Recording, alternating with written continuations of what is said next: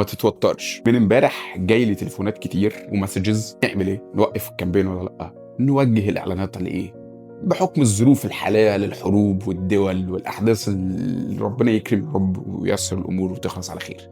طبيعي انك تحس انك قلقان ومتوتر، ولكن خليني اقول لك عدينا باحداث كبيره جدا جدا وشفنا كيسز قدامنا من اول 25 يناير والاحداث اللي حصلت حواليها، وبعدها حصل بقى احداث كورونا، وفي النص احداث كتير ووترت الامور.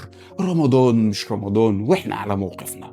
دايما في نوعين من الناس، في ناس تخاف وتقفل وتتوتر وتجري، وناس تفضل مكملة وعلى وضعها طول الوقت. عينينا على الناس اللي كملت، اللي كمل عدى وكمل عادي جدا. هتقولي طب الفلوس، طب الأوضاع، طب هنعمل ايه، طب الأخبار ايه؟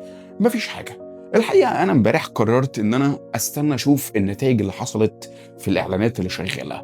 كل الأمور لقيت إن المواضيع إن إحنا كنا مشغلين إعلانات في أكتر من دولة في نفس الوقت. يعني شغلنا على مصر، شغلنا على GCC Gulf Countries اللي هي الدول العربية والخليجية، وكمان مشغلين على دول يوروب انترناشونال. فبصيت لقيت ان الاعلانات اللي شغاله على مصر ستيل لغايه دلوقتي الحمد لله ما تاثرتش بالنتائج، ولكن الاعلانات اللي شغاله على الدول الخليج امر منطقي انها تتاثر بالنتائج. ولكن لما جيت حللت الموضوع وبدانا نتفرج على الاعلانات اللي جايبه والاعلانات اللي لا، لقينا ان الدول اللي مش جايبه هي الدول الخليج اللي هي كويت، قطر، السعوديه، امارات. اكتر دول فيها ترافيك واكتر دول كانت بتجيب عميل اوفرسيز، ولكن الترافيك قل شويه. فده معناه انك ما تخافش وتقفل الكامبين عشان الترافيك قل، لا، انت توجه اعلاناتك في اللي جايب شغل. فلما جينا اتفرجنا على بقيه الدول العربيه لقينا ان ليبيا، كمان عمان والاردن، ان الدول اللي جايبه ترافيك حلو جدا جدا وبوتنشال وفيها كيسز، لان كلمنا كل البروكر علشان نتاكد اذا كان لسه في عملاء بتتابع وفي كيسز بتتفتح ولا لا. لقينا ان ستيل لسه لغايه دلوقتي هو في كيسز وفي شغل وفي حركه برغم التوتر اللي المفروض يكون وصل لك وموجود في البلد نفسها. طيب ده الجزء ده، غير ان مصر ما فيش اي مشكله. يوروب، في بعض الدول في يوروب لسه ستيل لغايه دلوقتي برضو الترافيك حلو جدا.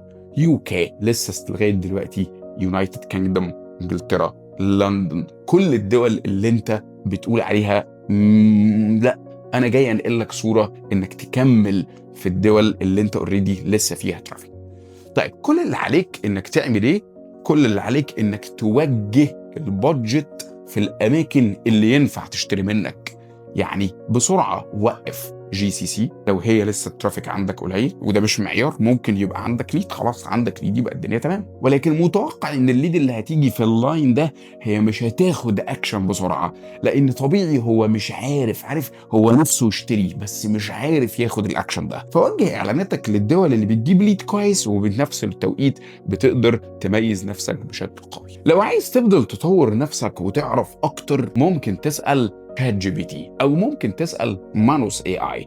مانوس AI هي منصه هنتكلم عليها في الايام اللي جايه، هي من ميتا، كلها AI سهل عليك انك تطلع منها كل اللي انت عايز تطلعه. هكلمك في فيديو طويل على الموضوع في الاي اي، وهنعمل سلسله حلقات طويله على الموضوع. ولكن كل اللي جاي اقوله لك النهارده اهدى، ما تتوترش، لسه في شغل ولسه في رزق، وستيل هيبقى في رزق، لان اسباب الرزق هي طول الوقت لازم تاخد بيها، وهي الاستمرار.